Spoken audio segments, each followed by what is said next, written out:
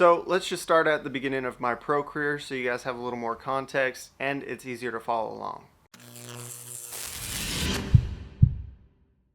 I wanted to go pro in 2011 when I was 17 because USA BMX had dropped the minimum age that year because of UCI and junior min. But my sponsor at the time didn't want me to go pro. They only wanted me as an amateur. And on top of that, my dad didn't want me to go pro at such a young age. So I just figured it wasn't the right time and I would stay amateur for a little longer. Fast forward to about mid-season 2011.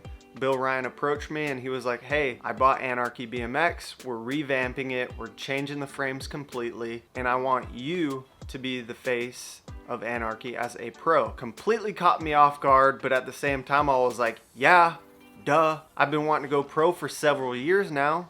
Yes, count me in. Finished out 2011 as an amateur. 2012, I got my pro license. 2012 was probably one of the best years of racing in my whole career. I was young, I was still growing as a rider, I was getting faster, I was on a new team, I was pro. So all that translated and I was winning races and it felt so good. At that time, USA BMX had a rule. As soon as you hit $4,000 within that year, you were forced to go up to AA Pro or Elite Min, which was kind of cool, but at the same time it kind of sucked because like I said, I was doing really well, and in July I made my $4,000 and they moved me up to AA Pro. And like I said, my confidence was through the roof. So I finished out that season as AA Pro and I was literally 5th in semis every single race. I knew I was there and I had the potential, but I just needed that little bit extra to be able to get into mains and compete with these guys.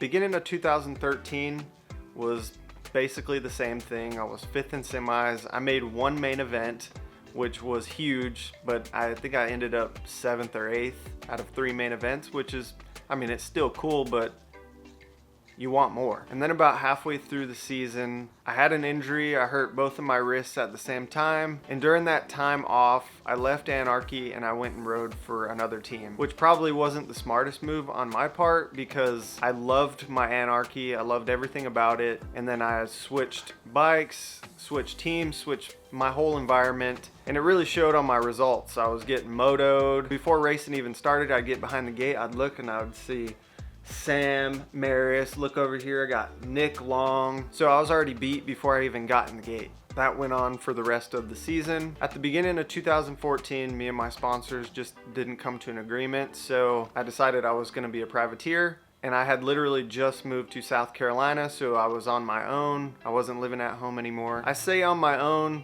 but I was living with my girlfriend, which she is now my wife. But basically, she was my sugar mama. But it was still a huge change because I wasn't living at home. I didn't have any sponsors. I didn't have any income. So I had to get a job. The season was pretty much the same. I was making semis, getting motoed here and there. So my confidence went from here and it was just a slow decline. 2015, it hit me hard. I had changed jobs. I was working 60 to 70 hours at work, but training on top of that, which was really tough. A daily schedule for me was get up at 3:30, breakfast, be at the gym at 5, be at work at 7, and then work a 12 to 14 hour day. Be in bed by 10 or 11 and then just do it all over again the next day. It was a hustle. I was physically fit, but mentally I just was not there at the races. I was basically just going through the motions and my racing was just terrible. I went from making semis and the occasional main event to getting motoed every single race. So my confidence hit rock bottom. I still vividly remember the weekend at Nashville. I was getting beat so bad down that first straight and getting motoed. I couldn't make any passes on the track. And after Saturday's races, I went back to the car. I told my wife, that's it. I'm done. I'm taking a break and I have no desire to race. So that's what I did. I took a break. That was in May of 2015. I took a break, and then in November of 2015, I relocated to Rock Hill for work. And since I was living 5 minutes from the track, I dusted off the bike, went out to the track, and was hooked again. This time around, I came at it with a different perspective and a different motive, and I just wanted to go out there and have some fun. So I started going back out to the track, getting back into the swing of things, and I had planned on 2016 going back down to A Pro. And in December, Bill actually reached out to me and was like, hey, what bike are you riding next year? And I was just like, I'm not too sure. And he was like, well, how about we give you a jersey and a bike and we'll see how it goes. Anarchy was literally my favorite bike that I had ever ridden, and I knew the Supercross had the same geometry, and I was like, yeah, duh. So January 2016, I signed on with Supercross, planned my comeback race in Louisville, Kentucky indoor in February. First day, I honestly don't remember how I did, but the second day, I came out on top and brought home that $300 check. And then literally right after that race, it relit that flame inside of me, and I decided I was gonna get back on it,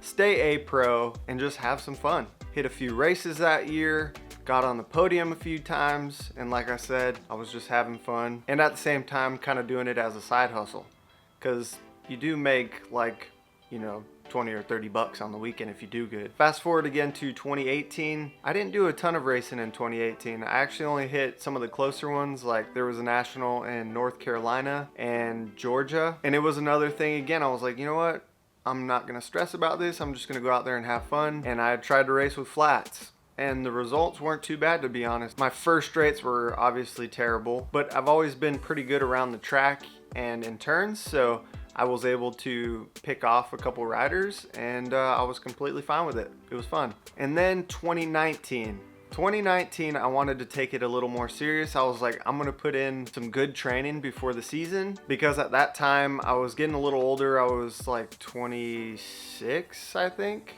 I don't even know. That's how you know you're getting old. And then being an A Pro, that's, you know, where all the younger kids are coming in, so I was like one of the older ones in the class. But I wanted to challenge myself. So I put in 5 solid weeks of training going into the season opener in Oldsmar, Florida. First day, I made so many mistakes, and I was so mad at myself because I want to say I got semi'd. I didn't make the main, I know that. So I told myself the second day that I was gonna put my head down, stay positive, try and have some fun, and then just kind of let the day come to me. I think I was first and second like all day. And then in the main event, this was like literally one of the best races of my entire career. Isaac Kennedy had gate 1, I had gate 2, and then there was another guy in gate 3. I don't even remember who it was, but I had a decent gate, but me and the guy in gate 3 hit elbows a little bit, and you know, going off the Supercross hill, I'm like, nah, you guys can have that.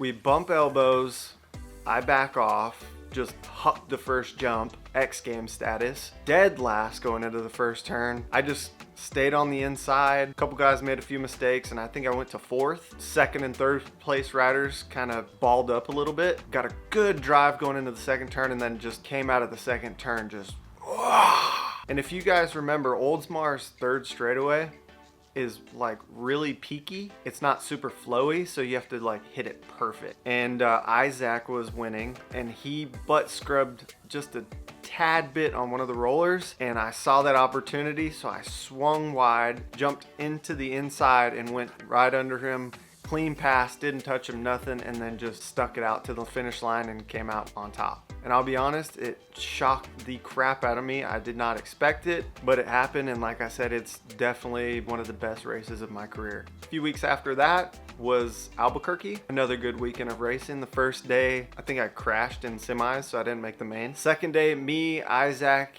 and Tyler Brown were neck and neck down the first straight. Isaac had the inside on me. We went into the first turn, and he wasn't backing down, and I wasn't backing down. We connected. I went over the turn. He slid out. Everyone else crashed pretty much, but I got up and I was able to come back with a third. So, I mean, I was pretty happy with that. A couple weeks later was the National here in Rock Hill, home track advantage. First day, I think I got second, and then the second day I got first. And then after that race, I looked at the points, and I was winning by a good amount. And at that point, USA BMX had changed the rule. If you finish top 3 in points at the end of the year, you are forced back up to AA Pro. And like I said, I'm doing this for fun, little side income. So I was trying to avoid that at all costs. So I literally did not race for the rest of the year until Grands. I didn't really do much training after Rock Hill because after Rock Hill I took a little break, and then once I started to get back into it, I got the shingles, which was another terrible experience. Once I healed up from that, it was just kind of like I didn't have any motivation. I was working, priorities were different, and did terrible at Grands. After Grands, I didn't touch my bike, didn't look at my bike until 2019 in March when they had the National again here in Rock Hill. I decided to race one of the days, mainly because other people talked me into it. I made it to the main event, started on the outside, fourth coming out of the first turn, made a couple passes on the second straight. I was second coming out of the second turn, and that's when I started to run out of gas, and I just fought it to the line and just barely missed the podium and finished in fourth. After that race, I went back into retirement, didn't really touch my bike. Did a couple pump track things. They had a pump track race here in North Carolina, and I qualified to go to the Worlds in Switzerland. I thought it was pretty cool that I made it to the Worlds, but I really didn't plan on going. But Bill at Supercross was like, let's do it. And I was like,